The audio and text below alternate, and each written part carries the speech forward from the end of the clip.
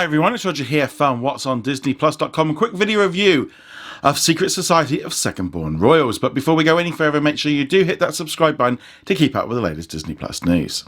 Disney is releasing a brand new live-action movie onto Disney Plus on Friday the 25th of September called The Secret Society of Second-Born Royals.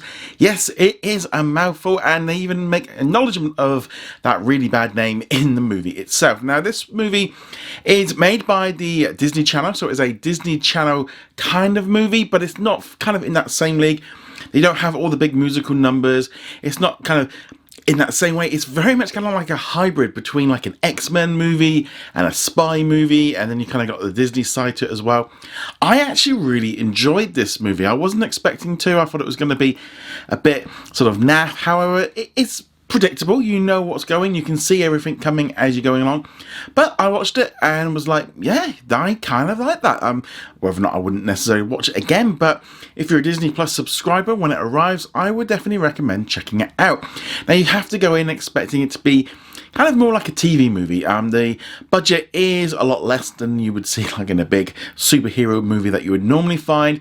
And so at the end, when they're starting to do a lot more stuff, as you would expect in a superhero movie, it gets a little bit ropey in terms of the effects. The budget maybe didn't quite go as far as they'd want to. The cast, etc. I think it's all pretty cool. You've got painting Elizabeth Lee, who you might remember from Annie Mac. She's also the main girl in this one here, and she's kind of the main reason why they all kind of come together, and they've kind of got to stop someone from trying to kill everyone. And it is a very typical kind of origin story, and you've kind of got the whole thing of the teenage angst of, you know, they don't fit in, and, you know, boys and girls, and it's all just the kind of similar things. They don't get on with their parents, and, you know, they all feel outcasts and all the rest of it. It's all pretty standard stuff.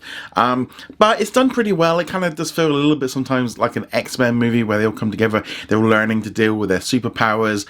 And I think that's all pretty good. I wouldn't be at all surprised if this does well. We might see some more. They definitely set it up for the future for, you know, possible sequels. Again, you just have to go into this expecting it to be a TV movie. It's aimed obviously at a younger audience, and that's the key point, really. I did enjoy it, and I definitely think it's worth watching, especially at the minute where we've not got a huge amount of things going on right now. But there's a couple of issues that I did have with it. Some of the accents in it were kind of pretty sort of like, oh, you're really kind of putting on the English accent, which was January, which was a character, and even though she's British, she's definitely like really putting it on. And some of the things you could kind of see everything going on a mile away.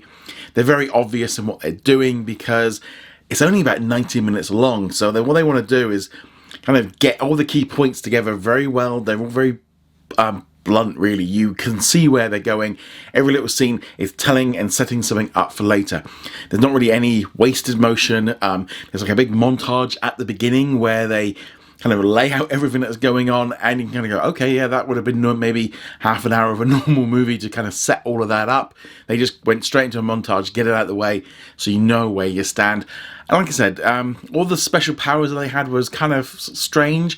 Some of them you maybe go, yeah, they did that because it was quite sort of maybe cheap. They didn't have amazing superpowers, but I don't know, it's kind of fun. It's definitely worth checking out, as I said. And I would have given this a 4 out of 5. It was a lot better than I was expecting. I was kind of looking into this going, really, they're releasing this? It's a shame Disney is not promoting this a little bit more. I think it definitely deserves it. While it might not necessarily be up there with Artemis Fowl in terms of the special effects, I think it's just a nice, wholesome family movie that the family can sit together and watch. Younger audiences are definitely going to be into it. If you maybe aren't into Marvel movies, or you're not into them yet, and you kind of like the idea of superheroes, or you want to know a little bit more, this is kind of a nice little entry level into sort of superhero movies without kind of all the baggage that comes with like the DC and the Marvel stuff. But definitely worth checking out. As I said, I'd give it 4 out of 5. Remember to go check us out over at whatsondisneyplus.com. Like, follow and subscribe, and let me know in the comments below if you're planning on watching it. Later.